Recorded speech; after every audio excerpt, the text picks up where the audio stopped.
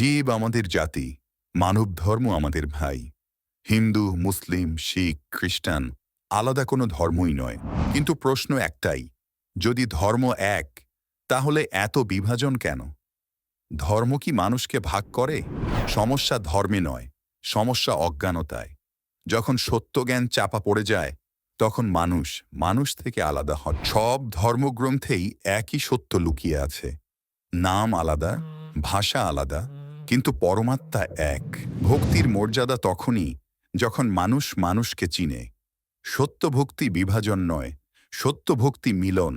আজ মানুষ বিভ্রান্ত, কে সত্য বলছে আর কে ভুল তা বুঝতে পারছে না। কিন্তু সত্য নিজে থেকে আসে না।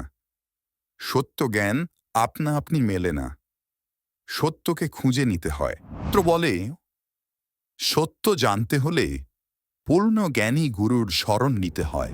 সত্য জ্ঞান এলে ভয় যায়, ভ্রান্তি যায়, আর জীবন বদলে যায়। সত্য জানতে সন্ত রামপালজি মহারাজের বাংলা সৎসঙ্গ দেখুন।